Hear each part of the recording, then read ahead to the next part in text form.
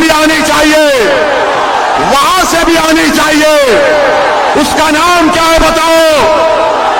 जो योगी और मोदी को रोक सकेगा उसका नाम बताओ।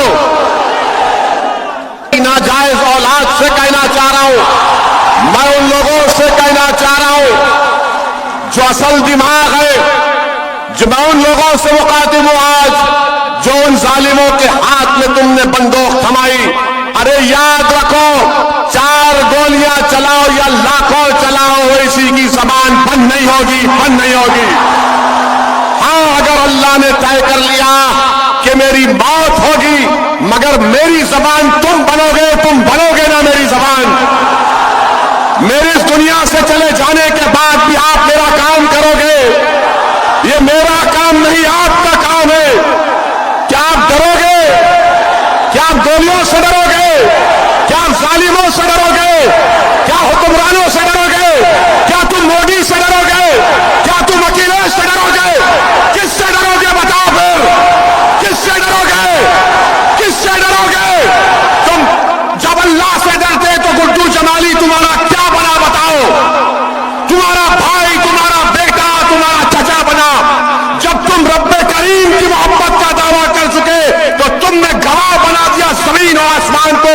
तो 7 तारीख के दिन डरना नहीं, पुकार कर जाना पोलिंग बूथ को, हिम्मत से जाना पोलिंग बूथ को और पतंग के निशान पर बटन दबाना, यह कहकर कि मैं यहां का विधायक बनने वाला हूं। करेंगे ना आप? करेंगे ना आप? मेरे अजीज दोस्तों और बुजुर्गों,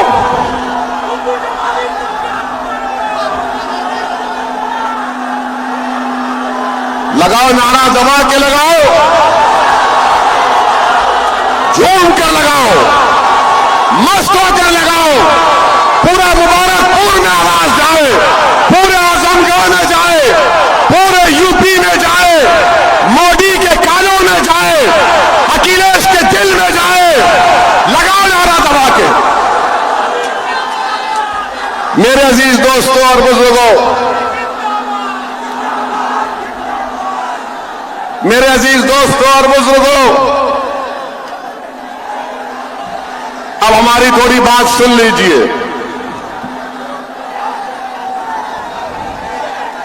मेरे अजीज दोस्तों और बुजुर्गों, हम आपको बता रहे थे कि कोई आपसे कहेगा हमारे जाने के बाद, कोई कहेगा कि अगर गुड्डू जमाली या मजलिस के 8-10 प्रत्याशी जीत जाएंगे, विधायक बन जाएंगे तो क्या होगा? आप उनको बताना, उनको आप पैगाम देना और जिसके दिलो दिमाग में ये बात है उन तक हमारी बात पहुंचा देना कि भारत की पार्लियामेंट में 540 की ऐवान है, जिसमें मजलिस इत्तेहादुल मुस्लिमीन के 2 सांसद हैं। कितने हैं? 2 हैं। और जब दोनों में से एक खड़े हो जाते हैं पार्लियामेंट में आपकी बात करने के लिए, आपके इंसाफ की बात करने के लिए, गरीब, मजलूम, अति पिछड़ा, दलित की बात करने के लिए, तो क्या होता है? हम जब खड़े हो जाते, जब दलित की बात करने के लिए, अंबेडकर के संविधान को बचाने की जब बात हम करते हैं, तो बीजेपी के 306 एमपी खड़े होकर ओवैसी को बोलते हैं बैठ जा, बैठ जा, बैठ जा। तो मालूम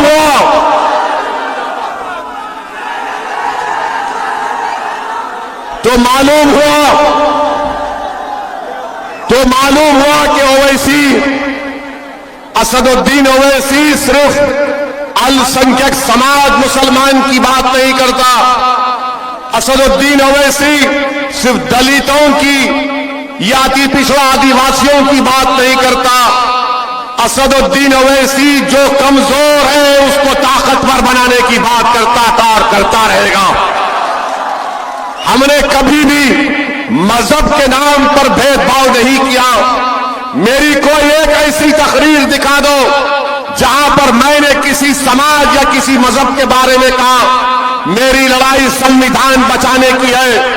अगर जुल्म हमारे हिंदू भाई पर होगा तो मैं मुबारकपुर के हिंदू भाइयों से कहना चाह रहा हूं कि जिस तरह जो वैसी यहां खड़े होकर कह रहा है तुम पुकारो, मैं दौड़ता हुआ तुम्हारे साथ खड़ा हो जाऊंगा तुम्हारी लड़ाई लड़ने के लिए।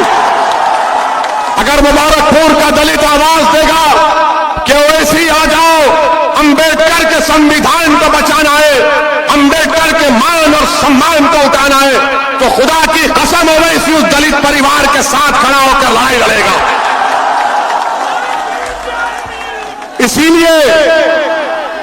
इसीलिए जब 2019 में हैदराबाद की आवाम ने हमको चौथी मर्तबा रुकने पार्लियामान एमपी बनाया, तो हम जब हल्फ लेने के लिए गए तो बीजेपी के 300 एमपी नारा लगाना शुरू कर दिया। हमको देखकर हमने भारत के संविधान पर अल्लाह के नाम पर हल्फ लिया, उसके बाद हमने नारा लगाया जय भीम। तो बीजेपी के लोगों एमपी सन्नाटे में आ गए, जबान कतर लिए, बाद में हमसे पूछे ये तुम्हारे दिमाग में कैसा आता है। हमने कहा दिमाग में नहीं, हमारे दिल में बाबा साहब अंबेडकर है। हमारी सोच और फिक्र में, हमारी सोच और फिक्र में किसी से नफरत नहीं है।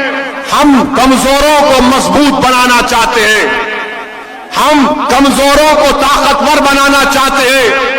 जिस पर जुल्म हो रहा उसके जुल्म को रोककर मजलूम को इंसाफ दिलाना चाहते हैं। यही लड़ाई मजलिस इत्तेहादुल मुस्लिमीन की है। मेरे भाई, आज का 2 मार्च का दिन मेरे लिए एक बहुत ही मुबारक दिन है कि आज मेरी जमात मजलिस इत्तेहादुल मुस्लिमीन के अहिया के 64 बरस हो चुके हैं। अल्हम्दुलिल्लाह। लोग आपसे पूछेंगे कि मजलिस ने हैदराबाद में क्या किया।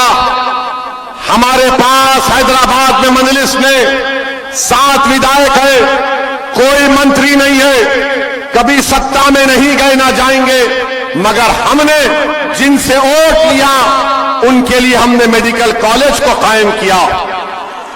कब कायम किया? 40 साल हो गए मेडिकल कॉलेज बनकर, इंजीनियरिंग कॉलेज बनकर, MBA, MCA, school of nursing, pharmacy, architecture college और 2-2 बड़े अस्पताल चलाते हैं जहां पर कम से कम पैसों में गरीबों का इलाज किया जाता है। और लोग फिर बोलेंगे ओवैसी के भाई अकबरुद्दीन की भाषण के बारे में बोलते हैं। तो आपको बता रहा हूं कि अकबरुद्दीन ओवैसी ने अपनी विधानसभा में अकबरुद्दीन ओवैसी ने वहां पर एक सिम्हवानी महाकाली टेम्पल है और एक जंगम मेट में राघवेंद्र मंडपम है। अकबरुद्दीन ओवैसी ने हमारे प्रदेश के मुख्यमंत्री से मिलकर इस मंदिर के हमारे हिंदू भाइयों से, सरकार से उन्होंने 4 मल्टीपर्पस फंक्शन हॉल सरकार से मंजूर करवा। इन 2 मंदिरों के लिए 20 करोड़ सरकार ने मंजूर किए।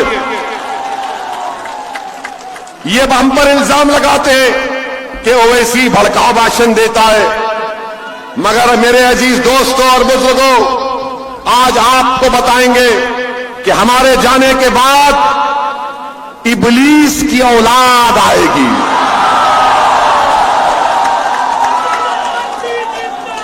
अबू जहल, अबू लहब की नाजायज औलाद आएगी। यजीद के मुर्दार दिल रखने वाले भी आएंगे और आकर बोलेंगे बीजेपी है, भाजपा है, उसको क्या करेंगे। तो आप क्या जवाब देंगे उन लोगों को जब वो लोग भाजपा कहेंगे? तो आप बोलेंगे भाजपा को अगर मुबारकपुर से कोई हरा सकता है तो उसका नाम क्या है बताओ?